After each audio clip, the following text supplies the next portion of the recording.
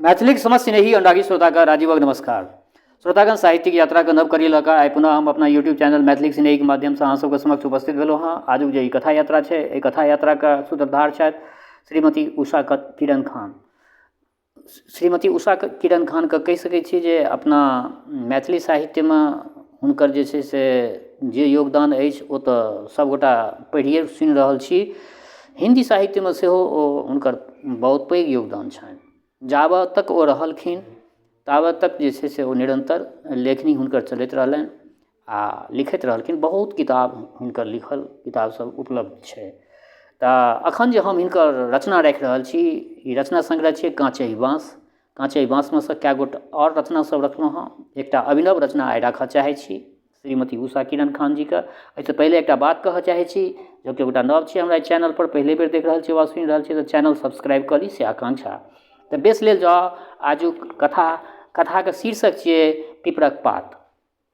पिपरक पात। तऽ बेस लेल जाउ आजुक ई कथा। कतहुसँ उधिया के आयल पिपरक पात, आंगन में खसल देख कऽ जगतारिन मौसी मोन पारैत छथि।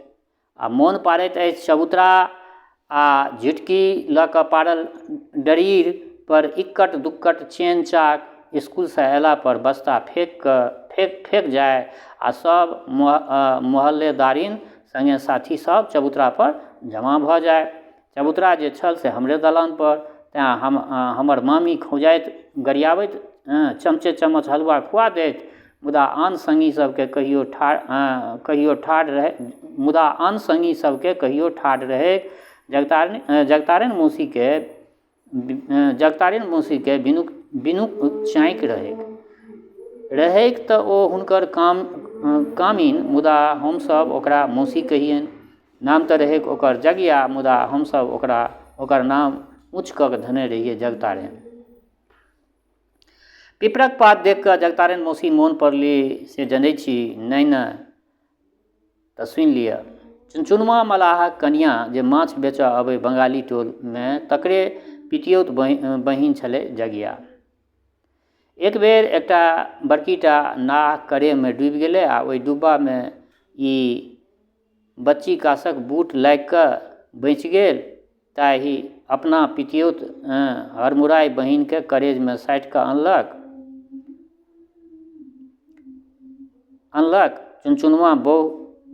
चुनचुनमा बहु पोसैला जगिया के माछक भोटी आ ललका भात नहि घोटाइत छलै। ओकर बहिन चुनचुनमा बहु कहै, हमर काका मखानक बिजनेसिया रहै दाइ सब, हमरा बड़ सुख देलकै। टका के 14 कनमा चाउर जे भेटै छै तकरे भात खाइ छलै काका। दैव जागो के बड़ दुख देलखिन। जमीन जाल तऽ छेबे करे, आब की करबै, बड़ बटाई लगा देने छियै। गरीब लोग छी हम तऽ माछक भोटी कटै छी तऽ खाइ छी। गाम के दऽ एबै तऽ दोसर दर दियाद मारिए देतै एकरा। एक दिन देखलियै जे जगिया बिन संगे टिफिनक बक्सा नेने स्कूल दिस जाइ छै। ई की कुम्हर, ई जगिया मलाहिन के टिप लेलहुँ, एकटा संगी बाजल छल। कुम्हरो सँ नहि, एकर बहिन नौकरी धरा देलकै। अच्छा, सब हँसऽ लगलै। हे बुच्ची, आर एते जोर से नहि हँसी सड़क पर, जगिया बाजल छल। गे छोरी, किया गे, सड़क पर की भेलैया? एकटा संगी बाजल। अहाँ आर जनाना जाति भऽ कऽ एना हँसै छियै? हमरा गामक जनाना सब तऽ कपरकोट में बहराइ छै। कहलकै, वाह, ई तऽ मौसी जकाँ बजै छै। एकटा संगी छल, ई तऽ जगिया नहि जगतारिन छौ। दोसर छलै, ताहि दिनसँ हम सब जगिया के जगतारिन कहिए। ओहो हमरा सबके बहुत कोड ऑफ कंडक्ट बुझबा। मैट्रिक परीक्षा लग आबि गेल छलै। हमरा लोकनि फूल पात आ विचित्र वस्तुक संचयन आ ओरिजिनल वर्कक कॉपी लेल करऽ लागल रही। ओहू पर 10 नंबर छलै। जगतारिन मौसी मोहल्ला भरिक संगी के रंग रंगक पात, फूल आ तितली पकड़ि कऽ आनि दै छलै। ओकरा एको रत्ती मोन में भय नहि रहै। जगतारिन मौसी, हमरा जुआयल पिपरक पात आनि देबै? हम कहलियै, जरूर, किया ने, ओकर जाली निकलै छैक, आनि देब। आ एकटा साँपक केचुआ। फेर फेर धर ओकरो काज होइ छै कि बिनु दाइके तऽ ई नहि भेल छनि काज, बिनु दाइके तऽ नहि भेल छनि काज, बिनु दाइके तऽ नहि भेल छनि एहि चीजक काज। अरे ई हमर ओरिजिनल आइडिया अछि, बुझलँ। मुदा जा दही तोरा डर होइ छौ तऽ हम लाल भैयाके कहबै आनि देता, हम चैलेंजक स्वरमे ओकरा जगतारणके कहलियै। एहनो डर होय आनि देब। आ ओ ठीके बसबारिमे छिछिया कऽ अजोद केचुआ लऽ अनलक। केचुआके एकटा छोट सन खण्ड कॉपीमे साटल देख रेखा बहिन डरे काँपि पटकि देने रहथिन। एखनो हुनकर आरक्त मुखमण्डल आ स्थूल चंचलता मोन पड़ैत अछि तऽ हँसी लागि जाइत अछि। जगतारण मौसीके बीनूके जमींदार माय बाप खाली बीनूके संग देबाक लेल रखने रहथिन, आ तेँ मौसी 2 बरिसमे फुटि कऽ जुआन भऽ गेल रहए। गामक पंच काका एलै छौड़ीके लेबैके लेल। विवाह ठीक केलकै हँ। चुनचुन मलाहक बहू आयल छलै कहऽ लेल, आ जगतारण मौसी घौना कऽ कऽ कानल छलै जेना एखनहि सासुर जा रहल अछि। दीदी पिपरक पात पर लिख कऽ जे पठायब तऽ हम तोरा सभक बियाहमे चल आयब। जेबा काल अपन कारी कारी पैघ आँखिमे नोर भरि कऽ कहने रहै जगतारण मौसी। कोनो समाद देबो मौसी गे, हम पूछने रहिए। कोना समाद देबो गे मौसी, हम पूछने रहिए। दैया दिया समाद दऽ दिहऽ। आ हमरा मोन छल हम ठीक अपना बियाहमे कहने रहिए चुनचुनमा बहूके, मुदा ओ जवाब देलक जे जागो आबैवाली नहि छै, बच्चा होयवला छै।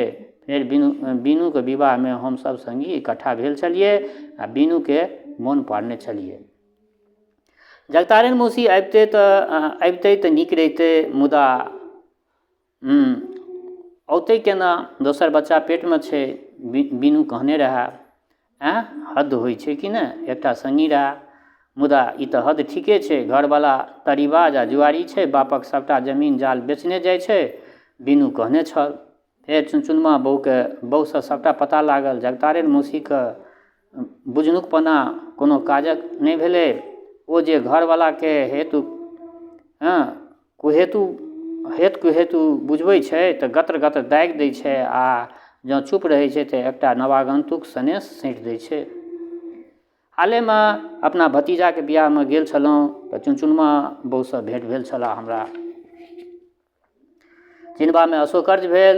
सुहाग चिन्हसँ रहित मलाहिनक टाँसे बोलीटा बुझैमे सहायक भेल। पुछलियै जगतारण मौसीके की हाल। पहिने तऽ ओ अकचकायल आ तखन कहलक, मोने छनि दाइके? की रहतै, 6 गो चिलका छै, 3-4 गो नोकसान भऽ गेलै, आ फेर सुनलियै जे कल्याणक जोगता छै। बड़ी काल धरि बड़ करैत रहल ओ, मुदा हम कल्याण अकल्याणमे ओझरायल रहि गेलहुँ। ओ जे कल्याणक जोगता कहलकै ओहिमे हम ओझरायल रहि गेलहुँ। जगतारण मौसी पिपरक पात जकाँ नीक खाँखर भऽ गेल हेतै कि नहि। ई बात हम अपना मोने मोन अकानलियै। ई बात जे जगतारण मौसी जेना पिपरक पातमे सँ रेशा निकालि लै छी, पत्ताके यदि किछु दिन राखि दै छियै तऽ ओहिमे फाइबर बचि जाइ छै ने, तहिना जगतारण मौसी रहि गेलै। तऽ बेस श्रोतागण, आइ हिनकर एकटा ई रचना रखलहुँ हँ। रचना छोटे छलै, केहन लागल रचना अपना प्रतिक्रिया सबगत करायब। दोसर बात, हमर श्रोता चाहे गाँवमे रहै छी वा परदेशमे, देशमे रहै छी वा विदेशमे, जतऽ कतौ रहै छी, स्वस्थ रहू, निरोग रहू, अपना आचरणके पवित्र बनेने राखू। माता जनक नंदिनी जगदम्बा माँ वैदेहीके कृपा सदिखन अहाँ सब पर बरसैत रहए। शुभकामनाक संग जय मिथिला, जय मैथिली।